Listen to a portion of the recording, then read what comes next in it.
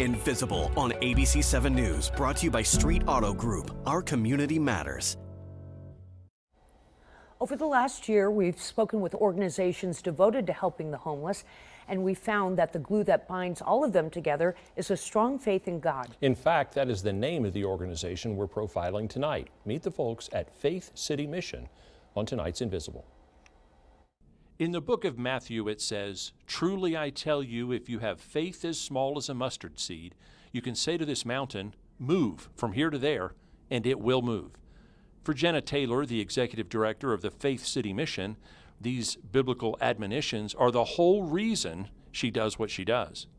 Well, I would say that in Matthew 25, Jesus was pretty explicit about what he intended us to do. And that was to give the cup of cold water, to visit those that are in prison, to visit those that are sick, to help them and to support them. And it means everything. Faith City has moved from a makeshift revamped warehouse to a beautiful facility that used to be a hospice center. We were bursting at the seams, and it was an old building. It was retrofitted. It never worked well, but it was our building, you know. But we needed to do something. We just couldn't figure out what to do. And one of my major donors called me one day, Garth Merrick. He goes, "I want you to come to this address. I want to talk to you."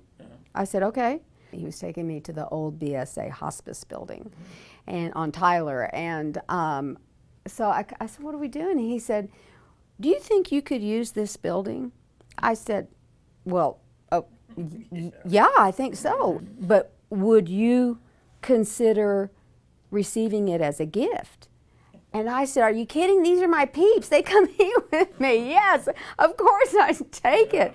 And the range of help they offer those who are down on their luck for any number of reasons combines many of the services offered by other organizations. Are you a single mom with kids and no place to stay? Are you addicted to drugs or drink? Are you working but have no home? Do you just need a hot meal and a place to sleep for the night? Faith City Mission can help. And Jenna says it all came to her in a vision.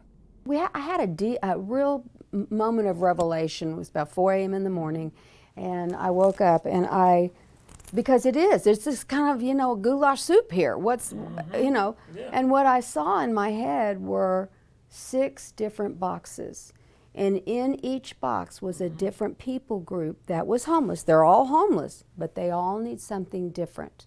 And so I started, okay, that's that people group. Here's the mommies and the children. Here's the addict. Here's the missionite. Here's the work. And I saw it so clearly. And then I realized what each of these groups needed from us. Just need a meal? No problem. You need love? No problem. But with the new facility, a kitchen that most restaurants would envy, and room to grow, Faith City is prepared for the big hurdles in life. But Jenna says it's often the small moments that can mean a lot for someone who's hurting. And one day I drove in here to work, and across the street on a pallet is this little lady. And she's standing. I said, "Where is your wheelchair, and why are you standing on that leg?" She goes, "Well, you know, my boyfriend beat me up. It's at his house." And, you know, I said, "Okay, I'm going to go get you a wheelchair.